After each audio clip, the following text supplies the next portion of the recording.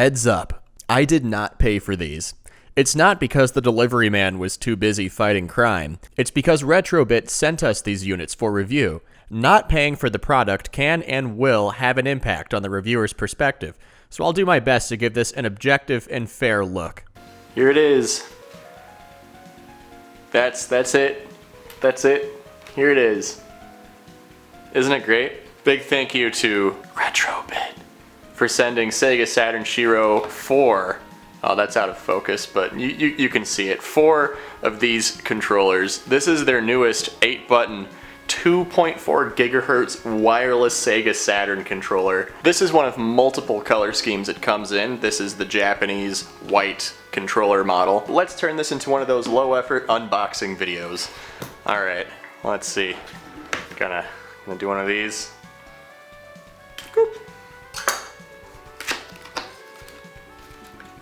Now, inside the box is, you guessed it, an additional box. Isn't that nice? That's just great. Comes in its own box. It's a very quality, sturdy case. This is a great way to store the controller if you're going to take it somewhere and you really, really don't want anything inside to get messed up. You got the plastic covering for the controller itself. This does not feel too heavy. It's just like the original. I mean, this is about as close as you can get to a so-called Model 2 Sega Saturn controller without it being a real one. And it's wireless, so, what a treat. Now you're probably thinking, but wait a minute, doesn't come with the charging cable. Well, you gotta dig deeper. You gotta dig deeper, and there it is. Your nice little micro USB charging cable, and a couple of handy-dandy pamphlets. A little thank you. Nice, look at that. You gotta charge it. I recommend plugging it in before trying it out. Make sure that you give it a nice full charge. It takes a little less than an hour to fully charge. You'll see that red flashing light indicating that it is plugged in and receiving power. Once it stops flashing, you're ready to rock. Now this wouldn't be a very quick or efficient video if I made you wait for this thing to charge. So here's a different controller that I prepared earlier.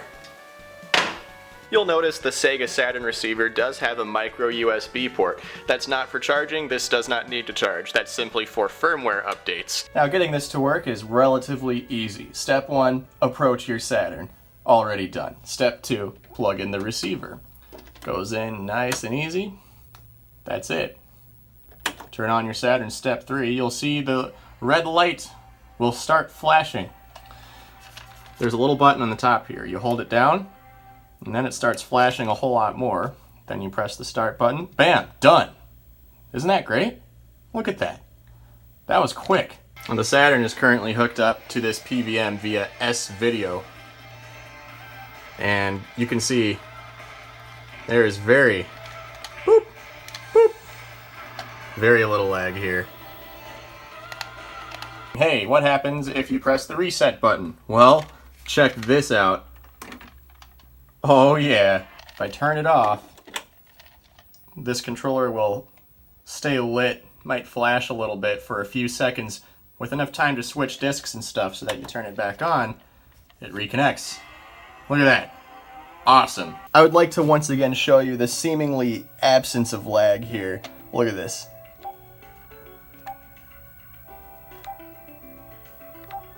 That's just great. That's just wonderful. I played hours of shmups, fighters, racers, and city planning simulators with this thing, and not once did I ever have a problem with lag, the connection, or with the buttons. Everything just works.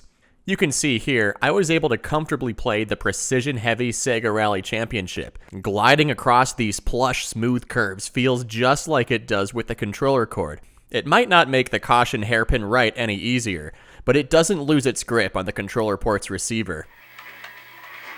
Oh, well, that's a game over, yeah, right there. Getting this on your Switch works pretty much the same way as with the Saturn receiver.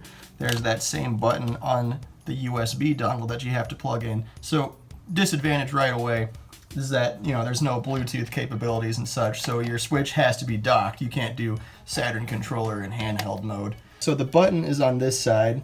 And another disadvantage here, it's kind of hard to reach with the way the switch dock is set up. But you hold it down, and then it starts flashing, or at least it should. Okay, so I had this problem before. Sometimes it doesn't want to work right away, and it won't start flashing. And I believe the fix for this before, there we go. You just kind of got to toy with it. And then once it starts flashing rapidly, it connects quickly. The Saturn controller does have a home button, which, as you might have guessed, is to access the home menu on the Switch. There's also a select button, which acts as the select button equivalent on the Switch, as well as an additional button for use when you plug this into a PC or a Mac. We're about to play an arcade perfect port of Sega's Virtua Racing on the Nintendo Switch, using a wireless Sega Saturn controller next to a copy of Virtua Racing for the Genesis. The future is truly a wonderful time. Once it's connected, you can change the order, like normal. It detects this as a USB controller. While playing Switch games, the console needed to install an update at one point. The controller stayed connected through this process, including the console restart. You also have the opportunity to use these macros to switch the ABXY button arrangement and change up what the D-pad is acting as. As advertised, this also works with PCs and Macs, being read as a typical gamepad. This also works with the Sega Genesis Mini, PS3, and Android devices. I don't have any of those, so I wasn't able to test it out with them. My biggest criticism stems from compatibility, and I'm not sure if this is necessarily Retrobit's fault. This might be something on Microsoft and Sony's end, but this does not list compatibility with the Xbox One or PS4. As much as I want to give this a perfect review, I try to avoid doing that for pretty much anything.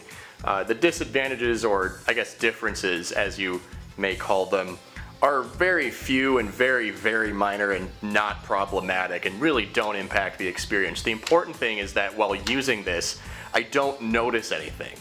That's pretty much the goal for these different third-party controllers. You're supposed to be able to experience the game without noticing the controller or noticing anything wrong happening with the controller.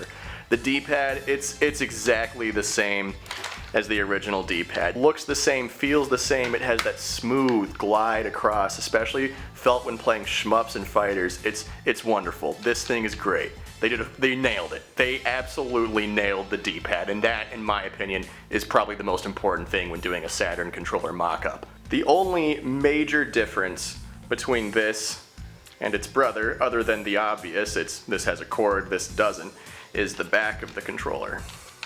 If you'll compare the two, you'll see that the back of the wireless controller does jut out slightly.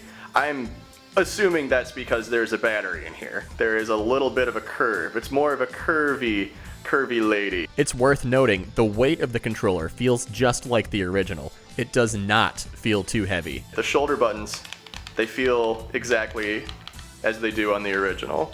I do not notice any discrepancies. These have a slightly quieter click to them. And on Retrobit, a little louder. But they don't feel too stiff. They're very easy to press, pretty much just as easy to press as the original. And the black controller I have down there, it's possible that could be quieter because this is more than 20 years old and has been used for more than 20 years. I played a bunch of fighters and shmups, at least 90 minutes a day since I got these controllers. I think that was 4 days ago now. And the battery never died on me. It lasted the whole week, and I never felt like the buttons got weaker as time went by. With a lot of these mock-up Saturn controllers, the cheaper ones you get for like 10 bucks that are USB controllers, those have problems where the face buttons tend to kind of die out quickly, but I don't notice that happening with the Retrobit controller. Again, I've had this for a week, less than a week, so, you know, probably not a good gauge on how long these will last, but so far, so good. Question of the year, would I have paid $35 for this? Well, knowing what I know now, knowing about its vast functionality, what it comes with, the incredible case, and just the wonderful quality of the pad itself, and how true it is to the original Sega Saturn controller, absolutely. I would gladly spend $35 on this. I do intend to buy additional controllers for wireless Saturn Bomberman here in the near future. So yeah, I 100% think that this is worth the money. $35 plus however much shipping is depending on where you live. Any Saturn fan would definitely enjoy this controller. It's true to the original, has a good battery life, and just plain works. I highly recommend this to Saturn fans and retro enthusiasts. It's amazing to think that there are so many retro consoles out there which don't have a wireless solution like this. It's just so good. If this hunk of engineering excellence is something you play frequently, absolutely get this controller. Alright, we're gonna see how far away I can go. So we're gonna leave the game pantry and see just how far away I can travel. Alright, it's still going. Okay. I am at the opposite end of my one bedroom apartment. It's still cooking. I'm in the PandaMonium bathroom.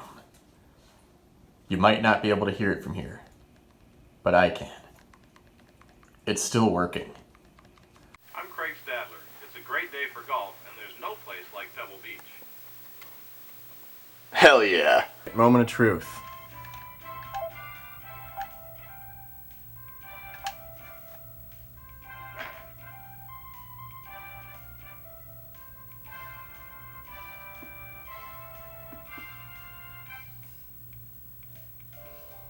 Alright. The wireless controller might not allow you to keep it on the green. But of course, no controller is better than Craig Stadler.